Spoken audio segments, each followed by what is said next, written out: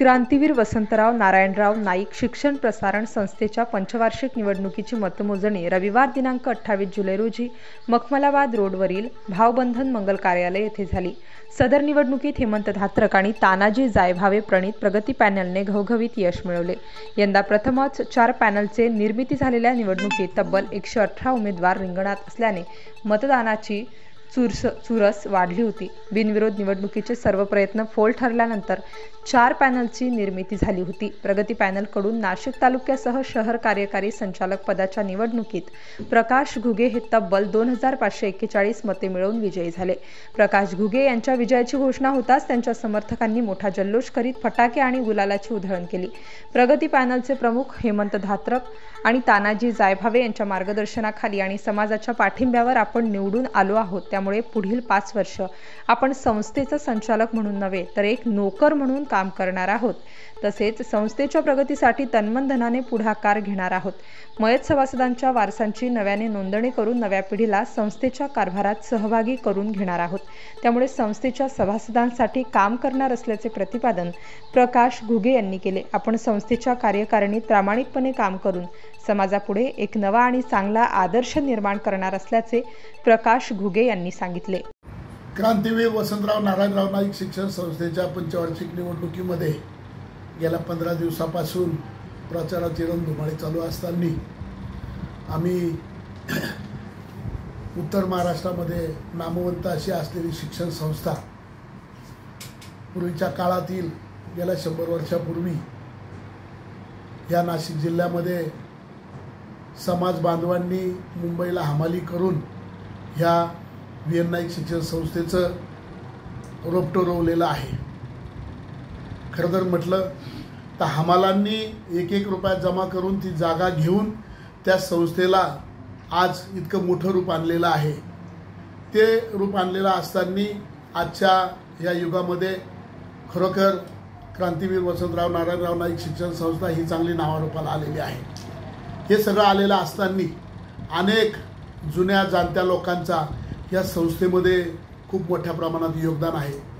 त्याच्यामध्ये प्रल्हाद पाटील करारा असतील, तुकारामजी दिघोळे असतील, NM आव्हाड साहेब असतील, शिन्नरचे नागडे दाजी असतील आणि नाशिक येथील लक्ष्मण बाळाजी धात्रक असतील, हरिभाऊ लक्ष्मण धात्रक असतील, अशा जुन्या जाणत्या लोकांनी या संस्थेमध्ये खूप मोठं योगदान दिलेलं आहे।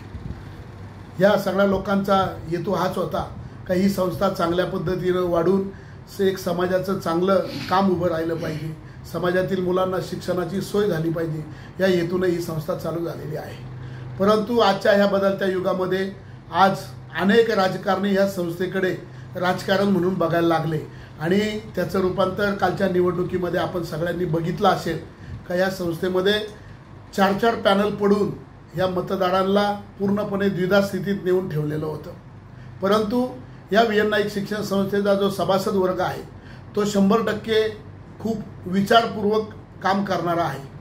त्यांनी या समाजामध्ये 118 लोक या निवडणुकीमध्ये उभा असताना त्याच्यामध्ये आमदार असतील, जिल्हा परिषदेचे काही अध्यक्ष असतील, मोठमोठे नेते असतील, ह्या सगळ्या नेत्यांनी या 118 उमेदवाराच्या निमित्ताने भाग घेतलेला होता।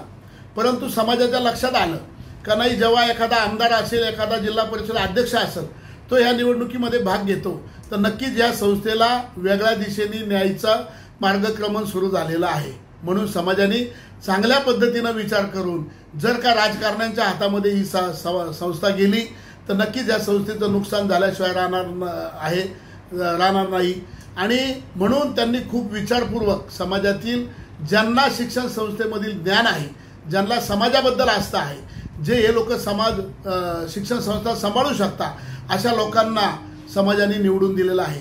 आम्ही प्रगती पॅनलच्या वतीनं समाजापुढे गेलो आणि आमच्या पॅनलचे नेते हेमंत धात्रक असतील, तानाजी जायभावे असतील, ॲडव्होकेट PR गीते असतील, दिगंबर राणा गीते असतील, या चौघांच्या नेतृत्वाखाली आम्ही हा पॅनल उभा केला आणि आम्ही संस्थेमध्ये काय करणार हेच सांगून आम्ही समाजापुढे गेलो।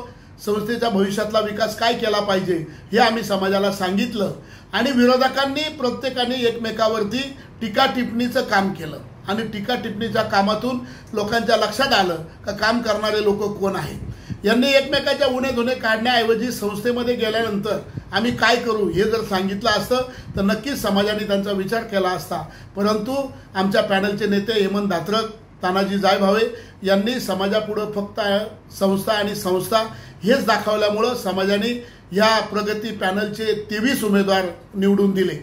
तुम्ही परत हे म्हणू शकता 23 आले, पुढचे 6 का आले नाही, तर त्याच्यात सुद्धा नीट जर बघितलं तर समोरच्या पॅनलनी ही निवडणूक खूप वेगळ्या मार्गाने नेली। खरं तर म्हटलं तर ही सामाजिक संस्था आहे। सामाजिक संस्था असताना या सामाजिक संस्थेत काम करीत असताना समाजाने विचार करायला पाहिजे होता, उमेदवारांनी विचार करायला पाहिजे होता का ही निवडणूक खरोखर लोकशाही पद्धतीनंच व्हायला पाहिजे होती, परंतु ही निवडणूक खरं तर म्हटलं तर ह्या राजकारणी लोकांनी वेगळ्या मार्गाने नेली आणि वेगळ्या मार्गाने नेल्यामुळं काही लोक आमिषाला बळी पडले असं म्हणायला हरकत नाही आणि त्याच्यामुळं हे 6 लोक निवडून आले। म्हणून मी पुनश्च एकदा विश्वासाने सांगतो का हेमंत धात्रक, तानाजी जायभावे यांच्या नेतृत्वाखाली निवडून आलेला पॅनल हा 5 वर्ष समाजाच्या संस्थेमध्ये एक नोकर म्हणून समाजाने नेमून दिलेले 5 वर्षासाठी आम्हाला नोकर म्हणायला हरकत नाही। आम्ही प्रामाणिकपणे आम्हाला समाजाच्या संस्थेचा विकास करण्यासाठी समाजाने जो चान्स दिलेला आहे त्या संधीचा आम्ही नक्की सोनं करू आणि ही संस्था 5 वर्षामध्ये समाज नक्कीच वेगळ्या पद्धतीनं बघेल, समाज नाव काढील अशाच पद्धतीनं या संस्थेला आम्ही वाढू एवढंच सांगतो आणि थांबतो। जय हिंद, जय महाराष्ट्र। नाशिक स्टार न्यूज साठी विजय खंडागळे, नाशिक।